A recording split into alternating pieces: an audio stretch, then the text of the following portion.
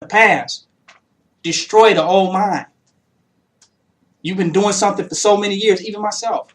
You've been doing something for so many years. That's a mind going in you. That mind produced your enslavement, not the white man. So you got to realize that you're not just getting from up under the white man. You're getting from up under a mind that justified and rationalized what? You being under him. Your mind told you, I better get my ass up and go to work. You hear me? Didn't no white man come in your house with no martial law and no guns and say, look, you got to go to work. Your mind told you that. What do you got to do about that? Because that same mind that told you to do that all them years ain't dead yet. And it'll tell you to do something else that's consistent with institutionalization. You know what? The mind will kick in. You know what? You better do that. Secure yourself. That mind has to be destroyed. Bit by bit, piece by piece, step by step. So certain things that we feel uncomfortable with now, and catch this part right here. Things that we feel uncomfortable about, it's the mind that rationalized us being under the white man that has made us uncomfortable about things that are related to freedom. Most of them find freedom uncomfortable. You mean I can be a slave and my home is really a prison where I pay rent, but freedom means I'm gonna go live in communalism among people? That don't make no sense to me. I'd rather pay rent to Bob. That's rational. And that rationality stems from I don't want to live among my people. You feel me? I don't want to be a guerrilla if necessary to get freedom. I'd rather pay Bob. That's a rationality. That's a rationale that stems from what? I don't want to be among my... It's a rationale. I don't want to deal with the problems of being in a community. I'd rather deal with the problems of getting fired or not. Come on. Because you're not going to escape problems in this life, so you're going to need to choose white problems or black problems. I want black ones. I'm tired of figuring out the white man's problems. So I'm willing. People say, I'm coming down. I said, come on. I'd rather deal with the black problems of communal building than the white problems of maintaining the institution of white supremacy. You're going to have problems. Anybody tell you, I'm going to create this great world and we're going to go to Africa and live in peace? Bullshit. You're going to have some problems in life. You got to choose the problems that are making you towards your goal. If you want to be a mathematician, you better choose some problems that's going to cultivate your mind in math. Am I right? Nobody that wants to be a mathematician is going to stray away from the problems that would take to develop a mathematic mind. You want black supremacy, you want freedom, then you need to choose problems that are consistent with that. That's what this is. And when you choose the problems, you don't choose to become problematic. You choose to become the solution. If you let the problems choose you, by default, you're choosing to be a victim. The white man tell you fired tomorrow, that's a problem that chose you. You want to go to work. You love the white man. You come into nation building from thousands of miles, you chose a problem because you came here to be the solution for our people. And the problem is just not out there. The problem is in here too. The problem is in here. You follow what I'm saying? And you chose to be the solution now to that problem. You've chose your problems. That's victory. Those who let their problems choose them are victims. Those who choose their problems are victims. They're scientists. We all have come here to be scientists, to solve the problem of the condition of our people. And we must be scientific in our way of life. We cannot be haphazard and idealistic. We must be scientific in our way of life, in our movement. Well, this is not a martial art, like my brother said, Khalid. This is a martial science. And I've never heard it put better than that. It's a science. A lot of our traditionalism is artistic. It has nothing to do with what we need to do to get the white man off of us. Do you understand what I'm saying? Nothing. I'll do all this, all my chakras are going to be lit in prison. I'm going to be in the FEMA coffin with all my chakras lit off. so they can see the different colors coming through the box.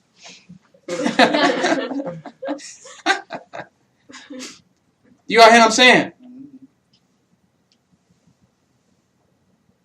Some of them talking about what Isis and Osiris did. I tell people Osiris got cut up. I don't want to get cut up once. I can't survive a cut up. You feel me? You can't cut my body up into 13 parts. I ain't gonna make it.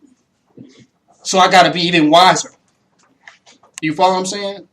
I gotta be even smarter. I have to challenge all that and challenge everything to be successful right now. And it's gonna be out of the box. Our mind has been taught to see and recognize white supremacy. When we tell people we're here, we're not under the white man at all, they can't believe that. They cannot believe it. Why? Because their mind has been taught to what? Recognize white supremacy. So that's what they feel comfortable with. They can't even conceptualize that. Y'all, okay, but I don't get it. Okay, I hear what you're saying, but it don't make any sense. Y'all couldn't possibly be not under the white man in 2011. Come on. Because they cannot conceptualize. They don't believe black people can come together and live in harmony like this. Some people say they're building an army, but they're not. They hate each other. They cannot tolerate each other this long. But an army must be in close proximity. They got to call each other and they got to leave messages on each other's voicemail to get together as an army. But if you call the fire department, they already there. They ready to come. But you call the Black Panther Party, they got to call everybody. See if brother blah, blah, blah can do it. I'm just being honest. No diss on the Black Panther Party. They made a very viable contribution to our community, and they probably are today. But I'm just saying, to be an army, the men have to be together now. You got to be together right now. Otherwise, you can just organize a protest. We're not organizing a protest. We're organizing a rebellion. Mm-hmm. We are an organized rebellion against white supremacy. That's different. So if we get tired and we feel like we want to nap turn of the white man, all of us can get together and go do it right now.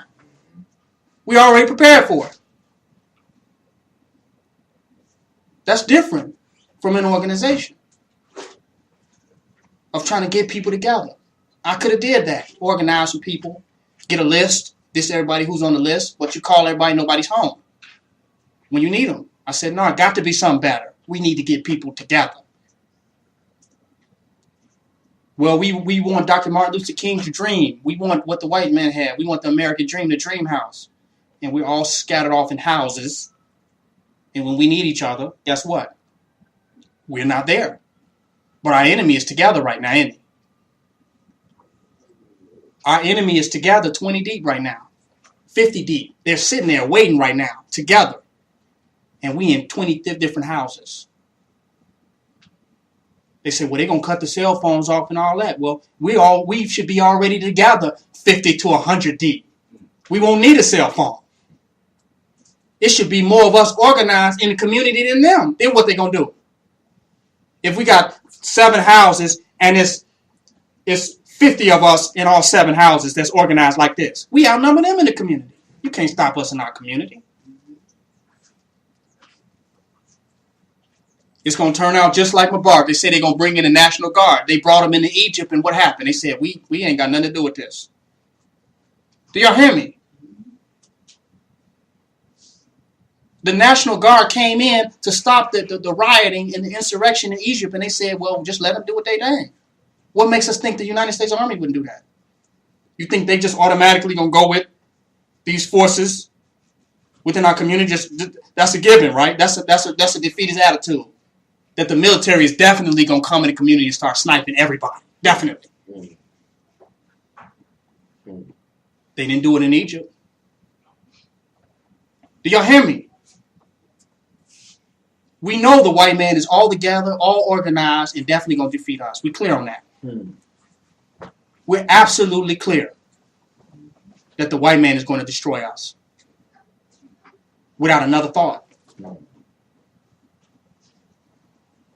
We get our own community,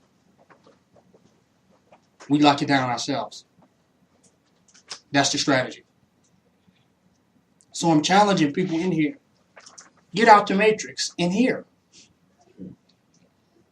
I love the fact that we set the 10 o'clock curfew, and people are respecting it. Because Willie Lynch said, don't listen to no nigga. The darker the worse. Definitely don't listen to that nigga. You go to a revolution from listening to a white man to revolt to listening to a black man. Somebody have just went to listening to nobody, not even they self, not even their own right mind. They don't listen to that. They say I should stop eating meat, but I keep eating it, right? They're not listening to they self.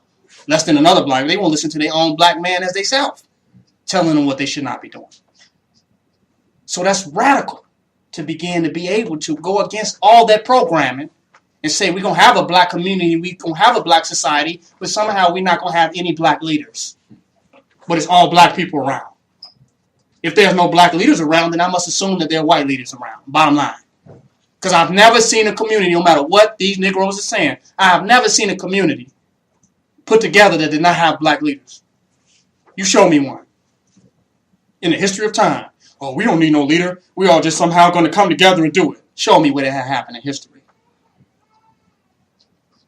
You show me. If we don't choose our leaders as black supremacist leaders, then the white man will give us puppet leaders. We better have some damn leaders. That's a fact. We have become anarchists. Total anarchy. That's not nation building. That's sitting waiting on our enemies to come get us and take advantage of our disorganization. Bottom line. So there's not a right or wrong. This is not like Christianity. Kill right and wrong. Get rid of it. It's black supremacy, period. So don't think that leadership means judgment or better than them or righter than those. It doesn't mean that. It just means we're in a position where they ain't going to be able to run in on us. And we guarantee we have another day of freedom tomorrow. Bottom line. Bottom line. Because a lot here could be wrong. And my concept of right and wrong has changed since I've been among people. And it should. If your concept of right and wrong hasn't changed, you ain't been here long enough. It has changed. First of all, I was against alcohol. That was the Muslim in me. I said, I don't think nobody should be drinking no alcohol and smoking no weed. And I do think we need to put those things aside. But I don't work for the anti-smoking, anti-alcohol campaign. You know what I'm saying? I don't work for the DEA, the Drug Administration, but I work for black supremacy. That's my main objective. I don't work for the American Heart Association either. I work for black supremacy. So my thing is, whatever you can do in moderation to being in position to be effective, to maintain your freedom, I'm with it. Anything other than that is some Christianity and some utopianism. You're going to do this, you're going to die. If you're not dying right now, you have a 99% probability of going on tomorrow. Period. Anything other than that is speculative. You understand what I'm saying? It's not based on reality. So it's religious. It's not religious. We have our ideas. I have my own ideas, but I will not let my ideas, I will not enforce my ideas on people. I will create what is effective for us to maintain freedom as a collective. At the end of the day, you got to take up from them ideas what you want. If I say stop smoking, it might kill you, that's my idea. You might live to 100 from smoking. You follow what I'm saying? You might live from 100 from smoking. I might die at 35 from running my Jeep into the police station. You understand what I'm saying? So come on. You feel me? So I'm not getting into all that. Let's get away from this Christian sense of right and wrong. Kill that. What's effective for nation? What's effective for us to maintain our freedom? I can go where people are not smoking and they eat all great food and no one drinks alcohol and I can go amongst them, but guess what? They might not be a freedom group. They might be sitting around a table in Whole Foods having a meeting, or at the library where the lies are buried at with the white man's permission to gather. I don't want to be amongst them. I love people who love freedom. And people who love freedom are probably not going to be oppressed by religious ideas. Probably not. They probably not going to go be oppressed by any religious ideology because they love freedom that much.